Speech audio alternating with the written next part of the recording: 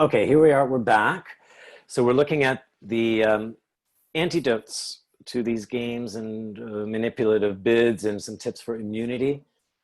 Um, Here we go. when we're in war games of information or emotional manipulation, you got to take the fact, separate the fact from the feeling, from the perception. You've got fact, feeling, perception. They tend to get all lumped together, all right? Just the facts. It's not about how we feel about the facts or trying to make a feeling into a fact, okay? There's another webinar where we talked about that more at length in number 10 from 2019. That's neutralizing power games, as well as false narratives. That was webinar 2 from this year. So that enables you to be discerning, to think critically and logically, because a lot of times in these emotional manipulations, they may make sense emotionally, but not necessarily logically, all right? All you got to do is extract the facts and start connecting dots. Does it add up? Because when we start having feeling-based and perception-based warfare, there's an imbalance of logic, okay? But it makes sense emotionally. It does not make sense mentally. Does that, how are you guys doing with that, what I mean there? We can do leaps of logic through emotion, okay?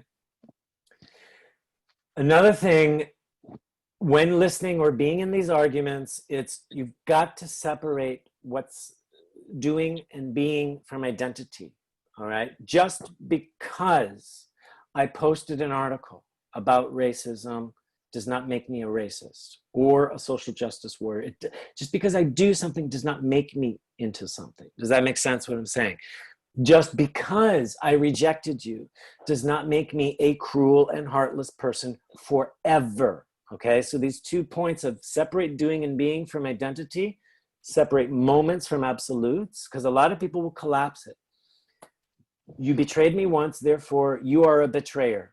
You raised your voice at me, therefore now you are a violent person and I'm concerned for my safety and the safety of your family. Do you understand? It gets so exaggerated into absolutes, okay? And we tend to put labels on people.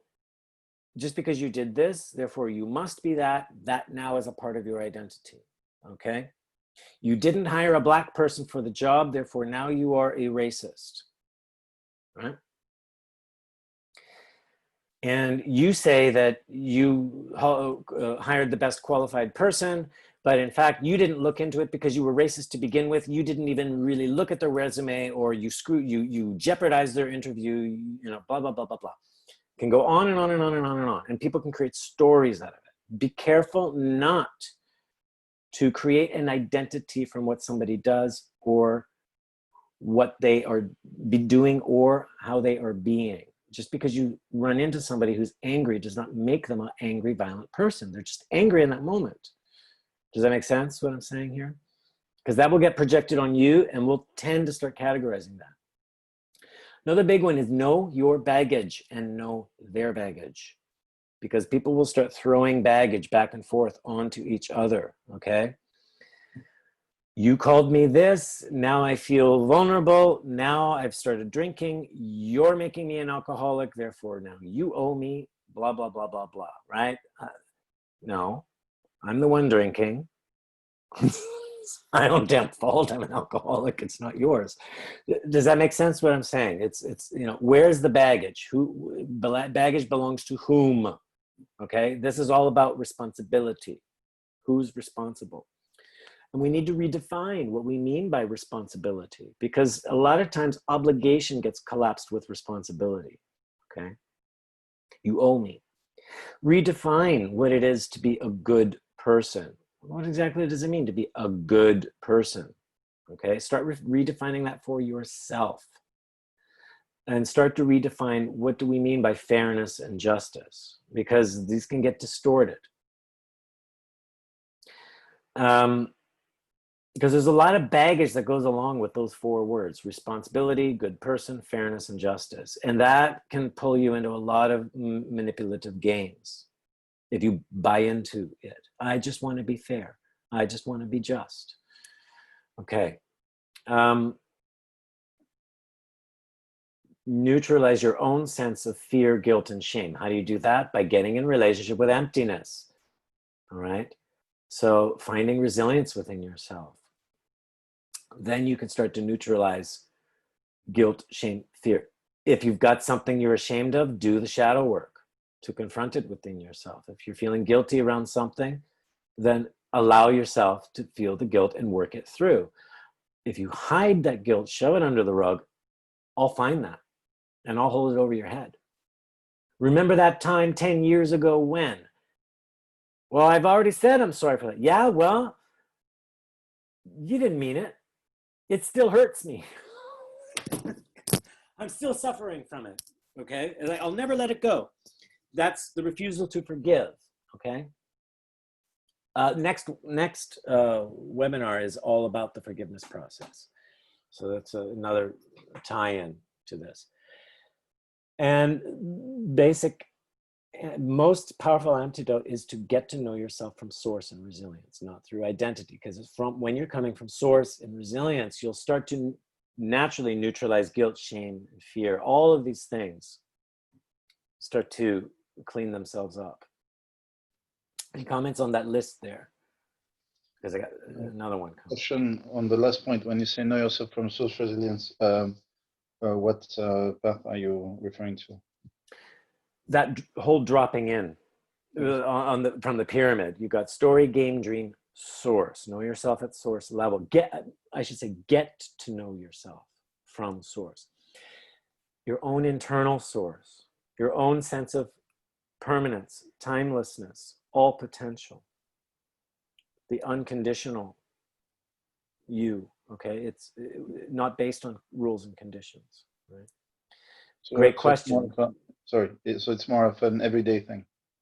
Yeah, and coming from essential qualities, you know. Who am I? I am love, or I am bliss, or I am peace. It's not I am at peace, I am peace, okay?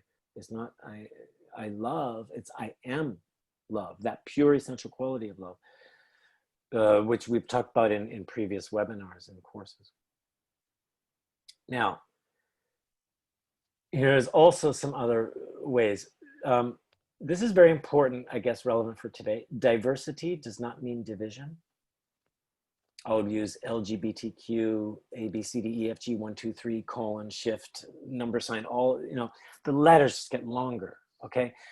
In their effort for inclusion, okay, they want to, it's coming from a good place. I want to include, I want to respect diversity, but it's actually creating more and more divisions. The more letters I add to the end of LGBTQ, somebody's going to step up and say, but hey, wait a minute, you're not recognizing me. And that starts to become manipulative to both sides. And it gets more and more complicated. Just like, you know, now there's 50 plus genders, and there's 50 plus, you know, sexualities, and you know, and that can just go on forever and ever and ever, because for every minority that you divide into a localized place, there's going to be more that pop up, okay? So rather think of unity through diversity as opposed to I need to recognize each individual diverse thing as if it's separated and divided from all the rest. Does that make sense? Just because I recognize red, now suddenly blue says, yeah, but I feel undervalued. And then yellow steps up and says, but wait, I need to feel important. No, we've got a whole spectrum of white light, and all of that spectrum of colors creates the white light. So it's you know, so it's white light. Just because I wear a red shirt does not mean I hate green and I don't favor yellow, and blue doesn't get enough attention. Same with music. You've got 4 beats in a measure. 1, 2, 3, 4. Well, if the 4th beat suddenly says, why do you always put the stress on the 1st beat? I want stress too. So now I got to do 1, 2, 3, 4, 1, 2, 3, 4, 1, 2, 3, 4. That messes up the pulse and the meter of the music, okay? Is this making sense what I'm saying? Because when we look at diversity as division, that's only opening up a game for validation and control, because someone doesn't feel validated enough. They don't feel recognized enough. Making This sense? reminds me of a joke. So a guy has his birthday, and the wife comes home and prepares dinner, and then she gives him a gift and it's two ties, the red one and the blue one. And the guy goes upstairs. So she says dinner will be ready in 5 minutes, and he goes upstairs and he dresses well, just to please his woman. And he puts on. He says, "I'm going to put one of the ties because she just gifted them to me." So he puts on the blue one. Then he comes downstairs, and he's quite proud that he put on the blue one. And then the woman turns her back to him. She turns around towards him, and she says, "Ah, I knew you didn't like the red one." Yeah, that's projection, shame, and guilt. Like, you should have read her mind, right? You should have done the right thing to please her. And that's also the what is it called? The parasitic helper, in a way. Like, oh, it's your birthday. I brought you this wonderful gift, but it's not about him. It's about her. It's her narcissism, right? Mm. Oh, look, I spent all day picking out ties for you, and I thought that red one was just lovely, and you didn't even wear it. Didn't even consider it. Yeah. Or you can come downstairs and she'll say, I didn't know you were going to vote for Joe Biden. Blue Democrat. Right? What? Projection too, yeah, right. Yeah. That, again, leaps of logic. Okay. So this is really, really important, that diversity does not mean division. Okay. Every diverse thing has its function. All right. There's differentiation and stratification. And again, this whole thing of trying to eliminate hierarchy is trying to eliminate, it actually eliminates diversity, and it's creating even more division. This whole paradox of we need a flat structure, everything needs to be equally important. If we don't have differentiation, we don't, if we don't have contrast, we have no sense of where we are. Just like if there are no divisions in the beats of music, we don't have a sense of what the pulse is. Do you guys understand what I'm saying? That diversity is important, and that each element of diversity has a strength and a function. We can't start creating competition within the diversity, because that then is creating more division, if that makes sense to you guys. So when you're listening to someone, okay, even just with the example you gave, Philippe, like neutralize emotion and perception when listening. The fact is, he received a red and a blue tie. The fact is, he wore the tie. Now, there's all kinds of emotion and perception involved, all kinds of additives to the story that are not based in fact. It's all based on assumption. He needs to neutralize his own emotions, and he needs to neutralize listening to her perceptions and emotions. Otherwise, he's going to get in a big fight, because she just opened a bid for a big, big, big fight, right? It could go anywhere. Here's another one that's really important. Track a person's actions, not their ideals or their promises. Well, but I meant this, or no, I promise you this. I'm not really, this, that, or the other. I'm not really racist. I'm not really sexist. I'm not really homophobic, but look at their actions. It's not what they say, it's what they do. Track those actions. Yes, I did sleep with her, but it was the only way to save our marriage. I did it to save our marriage. Yeah. Yeah. What do you mean I never pay for anything? I mean, I always offer to pay. But I don't even reach for my wallet. I don't even open it. It's just like, what would you like me to pay? But, you know, I don't have to. This is very important. Call the bluff. Would you like me to pay? Yes. Oh, but I don't know if I've got money. Well, are you going to pay or not? Oh, I'd really love to. Okay. We'll call the bluff or leave them in the dust, right? Oh, but I really meant to. Oh, but go walk to the ATM. I'll wait. Oh my God, you're so mean. You're making me walk all the way to the ATM. I forgot my wallet, my money. Scam artists do that all the time. So you've got to call them on their bluff. Just like, oh, let's rush you into contract. Okay, I'd like to read the fine print. Oh, what, you don't trust me? What, do you think I'm a criminal? What, do you think I would put a bad deal on you? No, say, let me take it home and read the fine print. Oh, but, and they get all angry and say, well, then fine, I'm not signing. Leave them in the dust. I'm not so desperate for this deal that I've got to be pressured to sign on the line without reading the fine print. If this is an honest deal, let me read the fine print. There's no rush for this. Do you guys understand what I'm saying there? People do this all the time, pressuring you into something. They make the promises, you call them, say, hey, show me your cards, and they won't show them. They're not holding a winning hand. Hey, but I got 4 aces. Okay, great. Here's the money. Lay down your cards. Oh, but what do you mean? What do you mean? Show me your cards. If they will not show, you leave them in the dust. Does this make sense? It's really hard to do, to leave them in the dust, because they're going to say, yeah, but I'm suffering, I'm drowning. So a great thing to develop is to learn to walk away from the drowning victim. Okay, think about it this way. You're on a boat. Someone jumps overboard. Oh my God, someone's overboard. I'm drowning, I'm drowning, I'm drowning. And you look over and there they are, flailing in the water. I'm drowning. And you say, hey, I'll throw you a rope. And they take the rope and throw it away. You throw them the floating device, the little life ring.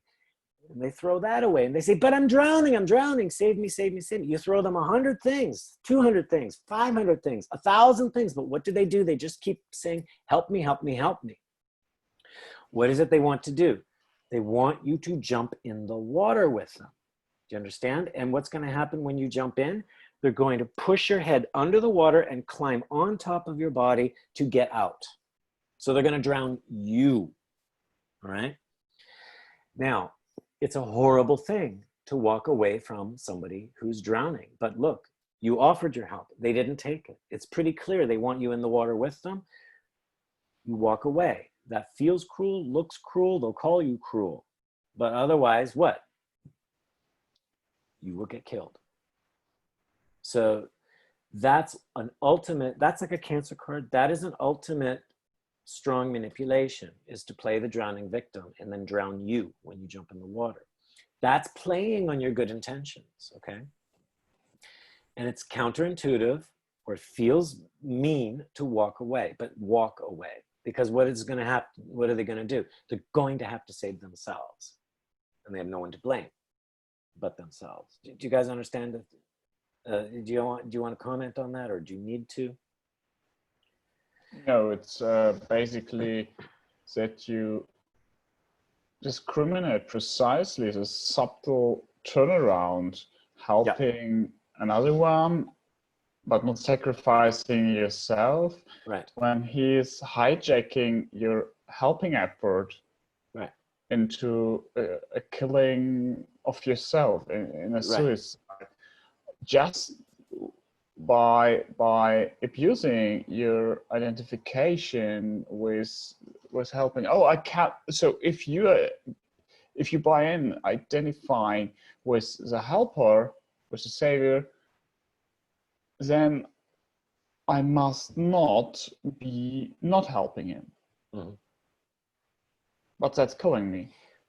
Right. They have a refusal to be resilient, and therefore they're pulling you into the pit, the mud, the stormy waters, and they're sucking out your resilience to save themselves. Now, someone else might say, oh, but I'll kill myself in order to let them live. Well, okay. Now what happens when the person gets back on the boat and says nothing to nobody? And there were no witnesses, and nobody knows that you sacrificed your life for this person.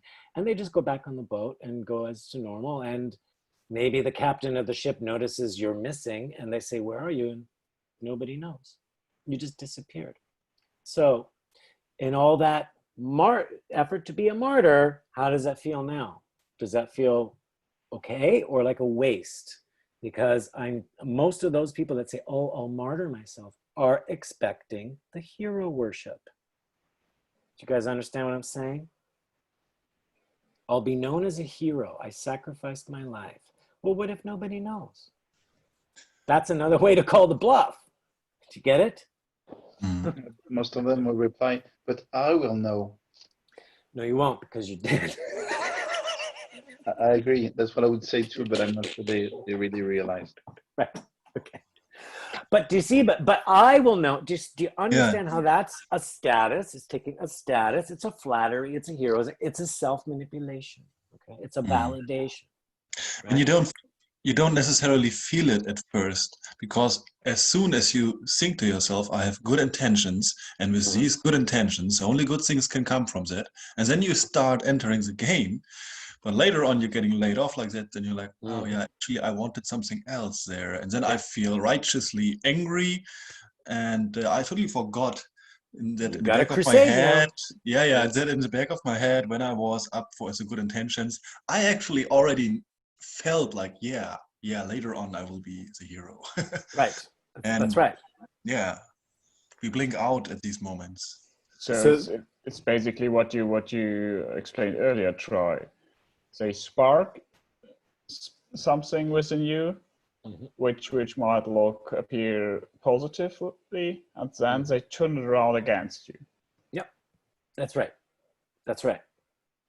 Just the image of they push you in the water and climb on top of you to get out. That's where they're turning the tables. Okay, they're using you and turning the tables, and then they're saving themselves through your suffering, or not your suffering, but through your sacrifice.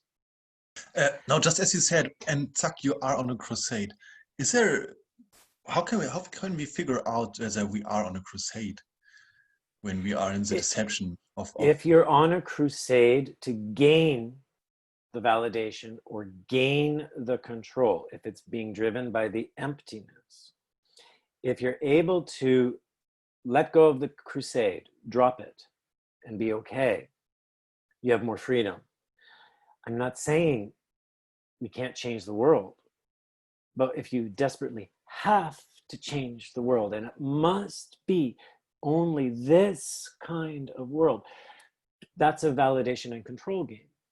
Do you understand?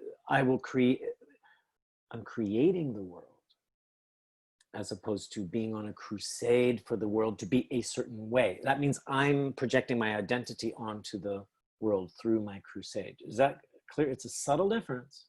Yeah, that made it more clear, like the difference between I'm creating something and being reactive. Yes. So another way to, as an antidote to the drowning victim thing, because a lot of people are going to play like they're the drowning victim. They want you to be the savior. If you don't save them, they're going to accuse you of being cruel, etc. When a person is drowning, they're actually swimming. They're flailing around, kicking their arms and their legs around. It's that they're not in touch with, they're so trying to keep, they're spending so much energy trying to keep their head above water, they don't realize they're swimming. They're so convinced they're going under instead of above the water, okay? What you need to do is focus them and have them realize the energy you're using to drown is actually the same energy to swim, and they just need to focus. Okay, so that's one of the first steps in saving a drowning victim, is snap them into focus. That's it. And don't let them use your energy, have them use their energy, okay? So how are you still keeping afloat here? Even though you're drowning, how are you still breathing? right? A very basic, vital question. Even though you are suffering, what keeps you alive? I know it feels terrible. I know it's scary. What keeps you alive? That's a resilience-based question that starts to focus the drowning victim, okay? Just wanted to add that there. Now, if you walk away from the drowning victim, you will be sure to get a lot of bullets shot at you. So another antidote for manipulation is be willing to take bullets. Not as a hero, but just simply, it's a natural phenomenon. If people don't agree, they will shoot bullets at you. Are you willing to take them and still keep your sense of compassion intact? It is not about, oh, I take the bullets. Jesus never said, look at me, how I'm being crucified. Okay? He just said, Father, forgive them. They know not what they do. And he didn't ask, did anybody hear just what I said? He didn't ask for that validation. Do you guys understand what I mean? The difference, like the bullets are going to come at you. Be willing to take them. Be resilient enough to take them, and keep walking and keep connecting. It's not about, look how compassionate I am. I'm such a hero, even though you shot me, and I still love you. That's seeking validation. That's a really fine difference. So be willing to take bullets and still maintain a sense of compassion and understanding. Anyone want to comment on that, or were you going to say something, Philippe, or anyone? Yes. What's your, yeah, let me put it this way. What's your definition of compassion in this context of ED, and where would that fit in the model? Still allowing yourself to have a give and receive of flow, of energy, of I'm not closing my bubble to you. I'm still remaining open and resilient, and I can have empathy. I can still feel. It doesn't mean I have to agree, but I do understand and feel where you're coming from. I'm not closed off to that. So it's being open to what you're sending. Yeah. So it's mainly the bubble part being open and being open to what's coming from the other person. Okay. Yes. It could be that you shot a bullet into my heart. I understand exactly where you're coming from and your own full right of conviction. And I don't need validation of what you think of that or not. Point is, I got shot. It's understandable that you shot a bullet at me, and I'm still here, and I'm still willing to engage with you. That it's a willingness to engage without heroism, without importance, flattery, or any kind of status. And I can feel my side, your side. It's not that one is better than the other. They're both complementary. I don't know if that's making sense, but let me know if it is or not. Okay. Yes, thanks.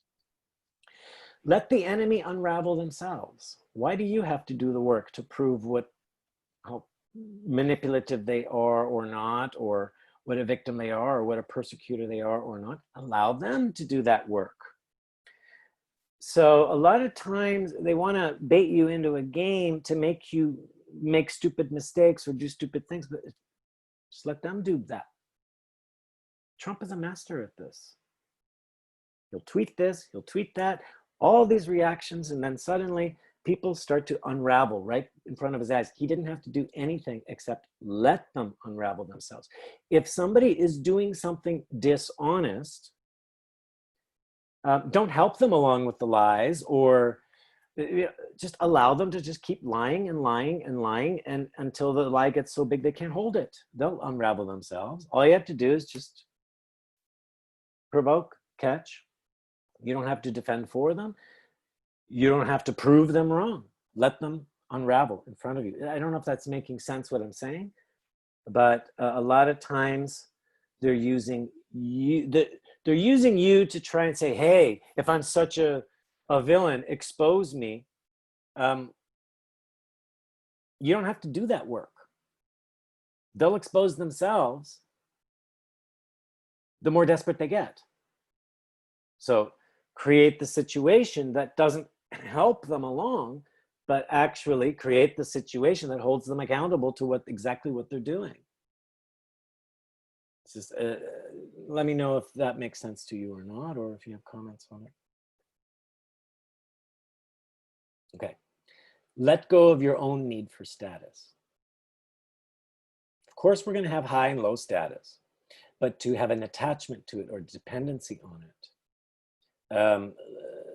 let go of that. Again, it's by connecting with your own resilience or your own source. Status does not exist at the level of dream or source, okay? So that means I'm okay if somebody calls me stupid. I'm okay if I feel incompetent or somebody calls me incompetent. There's a level of self-acceptance that allows you to let go of the need for status. And I'm going to put need in quotes. We're not eliminating status.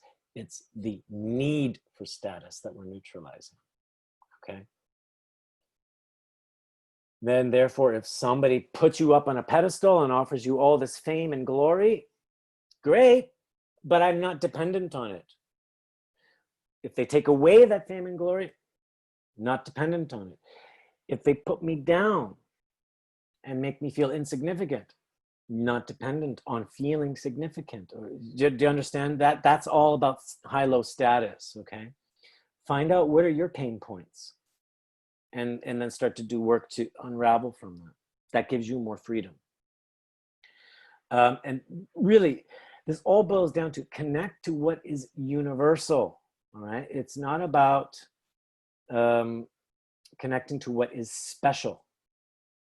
The need to be special is going to have you grab onto status, grab onto validation, and grab onto control, and create more and more division. I need to be special. I need to be unique. I need to be recognized for that. Okay? You don't know me. You don't see me. And I've been so oppressed for so long. It's now my turn. See, that's the social justice warrior trying to do the balance. Now they have full right of conviction with that. But the point is they're buying into specialness, not what's universal. They're not looking at what's archetypal. Maybe you've been oppressed and suppressed for a long time. Well, maybe the doors have opened, but I don't have to now live on 100 years, 200 years, 300 years beyond that initial oppression, right? Like people walking around saying, I'm such a race or a certain color or a certain sexual orientation and now it's my turn. Well, wait a minute. When were you born? Oh, I'm only 14, 15 years old. I'm sorry, but you know, when was gay rights legalized? When did we abolish slavery? When? And you're still carrying that card around, right? You're not the one who initially suffered under that oppression. You're carrying the history of that profession. And you're trying to gain specialness and special rights out of that. So you're playing a manipulative game. This is why I believe racism doesn't exist anymore like it used to, but it's certainly being pushed along to continue to exist. The idea of the racism. Do you understand? Look at the actions, not the ideas and the ideals. Feel free to disagree with me, but I would like some clarification because it's an interesting topic. Racism would mean that I segregate people based on superficialities, based on race or belief, and saying that it wouldn't exist anymore. Paul, when you look at someone, are you checking out their skin color and deciding on their intelligence level and level of confidence? No. Fine. People maybe used to do that a long time ago, but people are claiming that you still do you're that. right. Yeah, because people. You're white, Paul, and you've had all this white privilege. Yeah, it doesn't make sense anymore. No, it doesn't. Yeah, you're right. You're right. Okay. It doesn't make sense. No, yeah, you would think about. You would think about. Go ahead, yeah. That it's a topic, you know. A black person goes along the street and he might be afraid of racism. So this is it's open, but not serious. It's not like no one would seriously think that. You get it. Yeah. The white privilege is another manipulative game pushed upon people. Okay, I'm sorry, but I'm born with my skin color. I'm born male. I'm born this and that, and suddenly now I'm supposed to be made to pay. Okay, that's where the victims have now become the persecutor. Let's persecute the original persecutor. Okay. Okay, I didn't run businesses 100 years ago, 200 years ago. I didn't run plantations. I didn't come from rich families a long time ago that decided we're going to bring people over from Africa and put them out in the cotton fields. Okay, I didn't do that. It's true. People of color nowadays can capitalize on former racism. It's like, well, you're German. Did you put Jews in concentration camps? No, So why should I make you responsible for that? because you could use that on a stage against me as a manipulation. Right. But it's trying to dredge up an old history, right? Saying you still owe me. Well, hold on. My grandparents were in a concentration camp. Well, So that's seeking that justice, right? And it's going to Mm. keep going and going, and they're going to play that game of you still owe me. When in fact, this is what the next webinar is about the forgiveness and how hard it is. But the point is, World War II is over. If we're going to talk about Nazism and anti-Semitism and the whole problem with the death of the Jews and the German persecutions, all of that, it's not happening today as we know it, or as was described back then. So let it go. Tear up the contract. Do you understand? That's really hard to do. Same with the racism. It's not happening the way it used to.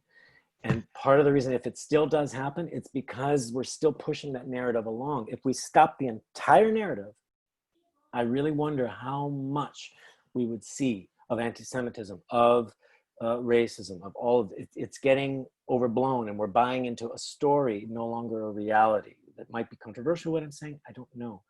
But that's what I mean of people are holding on status that way too, okay? The status of the minority that now needs to do the payback. Do you understand? Carrying the history along. To me, what you say is resonating a lot with me, and I notice it many times, and also in this period when people keep posting news from 2 or 3 months ago that are already obsolete. Yeah. Learn from the history, but don't keep trying to recycle it and relive it and re-traumatize. Yes, and is a process that is used to people keep using this process to manipulate and manipulate even more. That's right. And that's where we become the hero wearing the badge, the social justice warrior, the cancer card, using those histories, right? It is a manipulation, and they are doing it in their full conviction of right. It's coming from their own good intentions. They think, hey, the world needs to be justified, but they don't realize that they're manipulating others, right? And or they do. They do this because they are manipulated from the narratives. That's right. So they're being manipulated. Everyone's being manipulated in that sense. And again, these are like silent wars with invisible weapons of people don't realize they're manipulated into those narratives, and they just keep repeating and purporting because they're really not thinking. They're coming from this emotionally and perceptually. All right. So these tips for immunity and antidotes help you wake up from getting your own strings pulled. And it's especially connect to what is universal, not what is special. Connect to resilience and source. Know yourself from there. And those are two big things that will cut those strings from being pulled. Okay, I guess I went longer than 15 minutes. So dependence on others for validation or control is the one weakness that opens ourselves to these war games of manipulation. Just remember, you don't need an identity to exist or feel like you are existing. Remember that identity is simply a vehicle. It is not you. And actually, identity is the most fragile and most vulnerable to manipulation.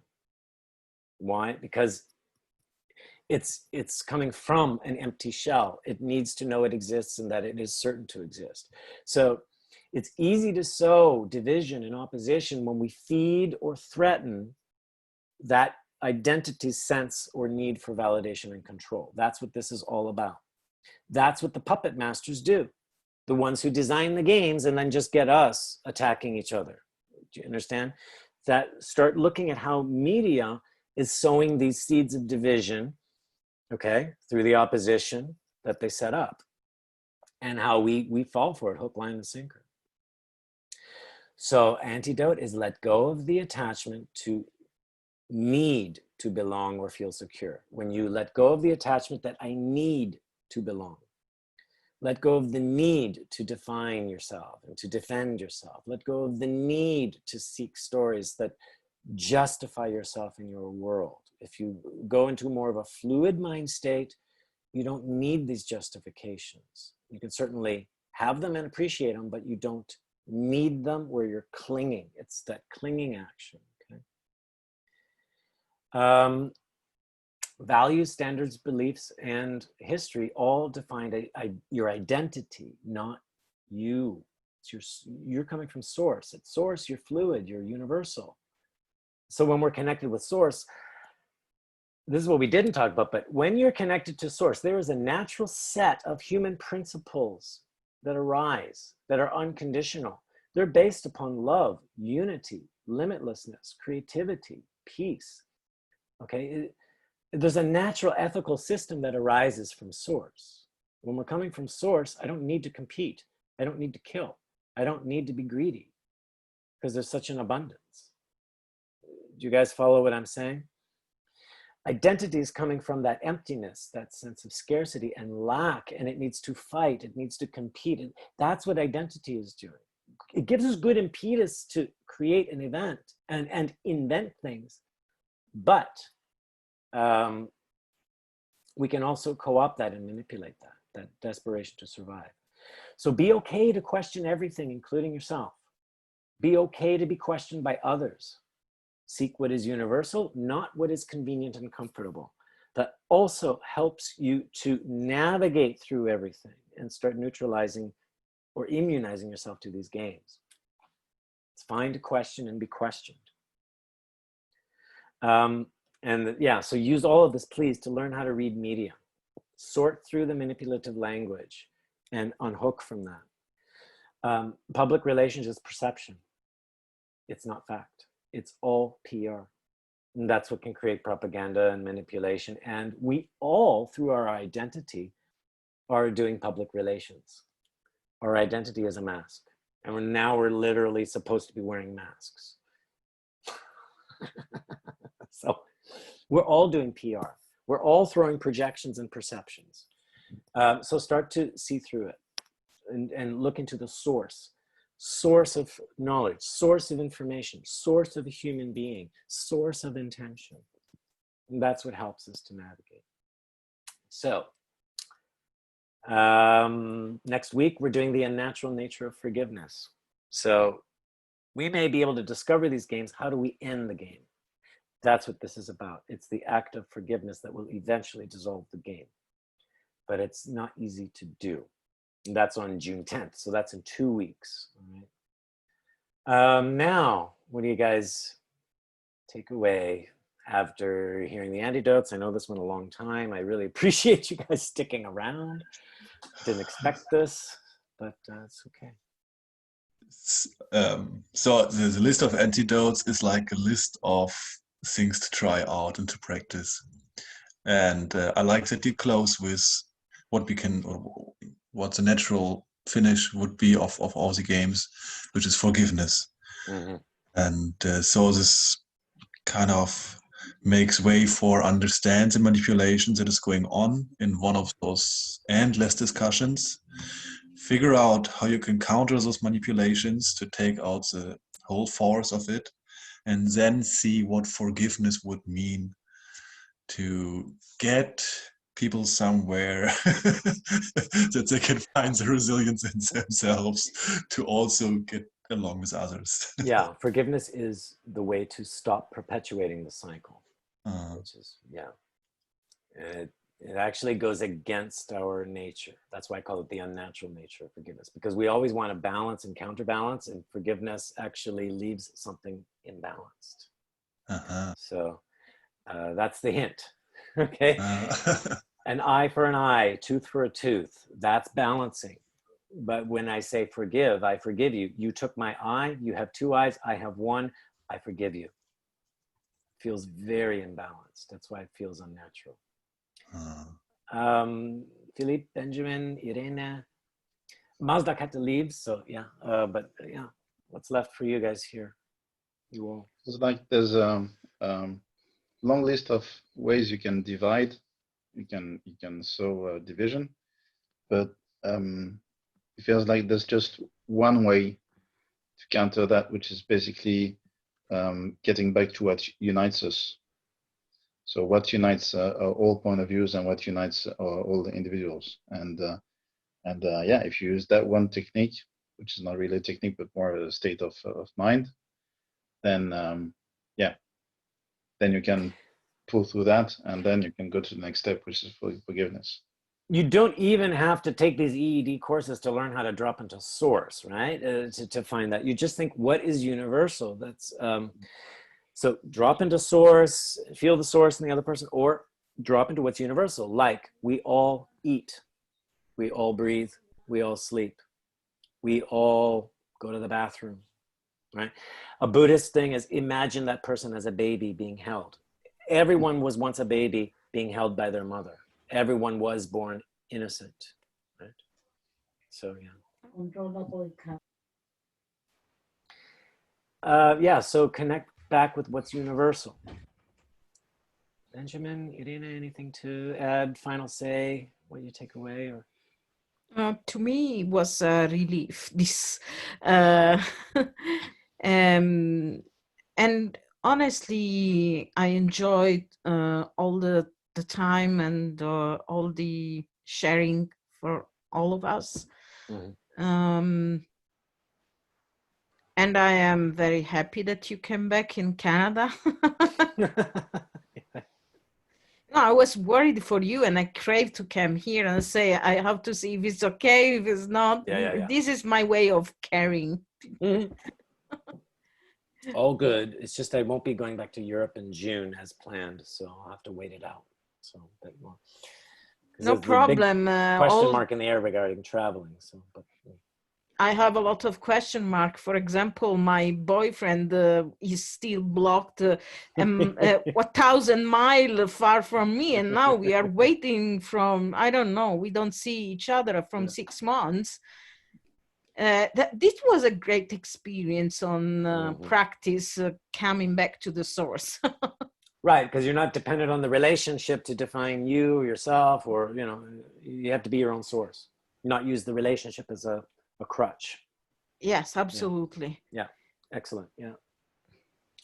Benjamin, what are you left with, or what do you take away, or what stands out? Well, my key takeaway is that war games are sort of depending on well, they are acting in the context of the pathetic self, ruling over the situation on the person who's interacting with me, and it's really trying to create the illusion for that person. Hey, you will be saved if that action happens, and that action actually tries to pull me in that. While I may depart from a neutral vantage point or so. However, it's a very invitation to me to decide whether I strengthen the connection to my source, or whether I just activate am I activating it? I don't know whether my pathetic self takes over. So I'm replicating that zombie-ish state. Yeah. So perpetuating, reinforcing that cycle. So it's basically rather a thing of where I'm at and the other person is at. Yeah. That's my key takeaway. Great. If your pathetic self gets activated, and it will, and it always does, you have enough awareness. There's the pathetic self. I feel that pang of fear, need, desperation. Okay, fine. I can act from that place, act and react, or I can also reconnect to my source, my resilience. You always have that choice. It's always there. So it's just to have more fluidity of awareness. So it just sounded, as you explained that, Troy, beautifully, as the other person is mirroring their relationship to themselves into myself. That's right. So, and then it's a journey.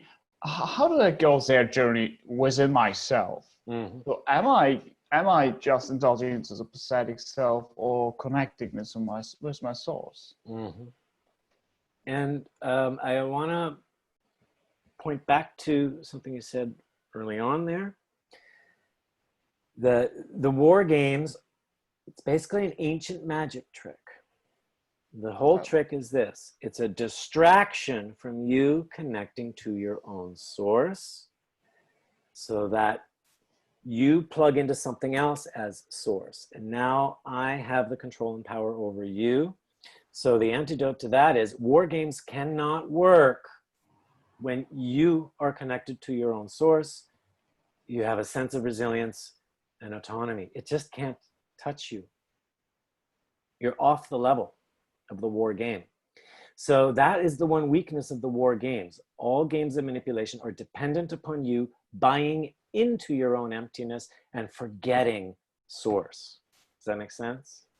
And that's why they work so hard to entertain and distract and, you know, look over here and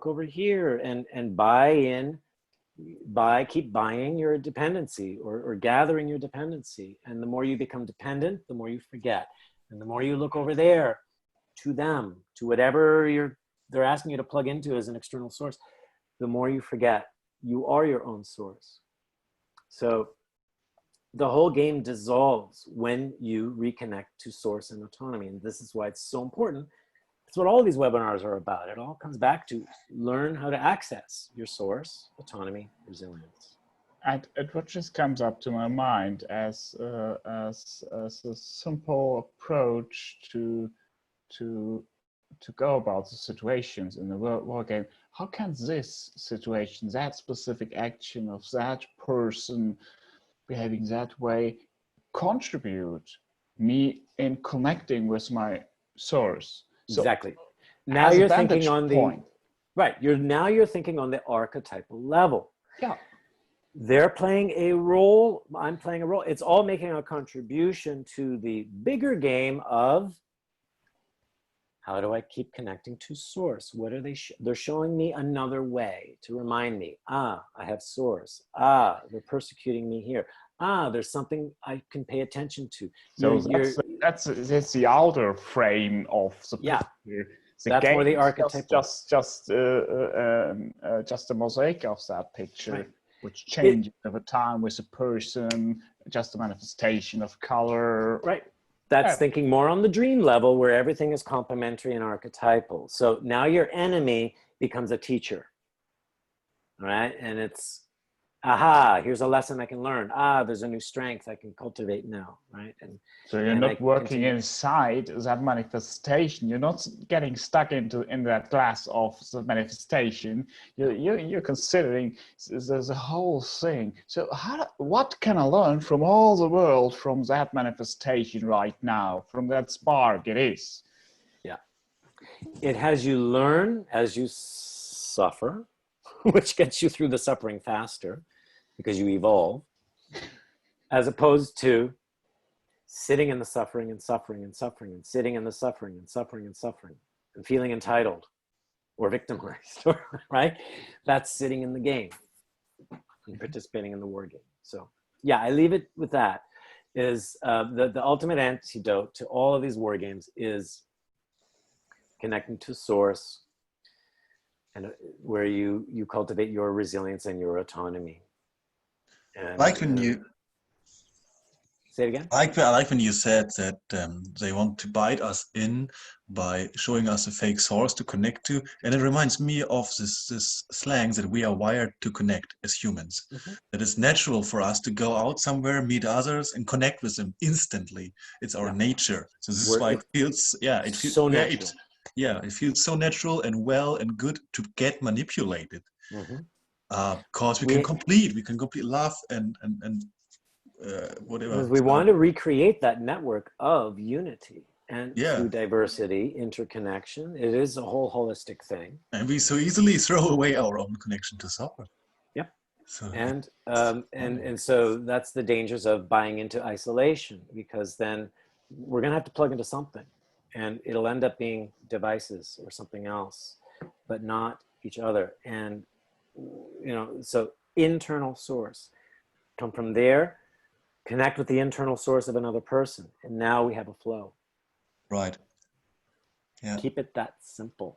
So thank you, everyone. Wow, thank you for your patience, support. This is the longest we've gone. And I know you guys enjoyed it, those listening to the recording. I hope you stuck all the way through to the end. And so our next webinar is June 10th. And in the meantime, feel free to contact me with more observations, questions, etc. And the next one will be all about the victim-persecutor cycle and the act of forgiveness. Can we contact you for a couple of wine? Yes. Well, we should have one call where we just all have a glass of wine together. So Okay. we can celebrate. Yes. Bring drinks the next time. So, Okay. yeah. Thank you, everyone.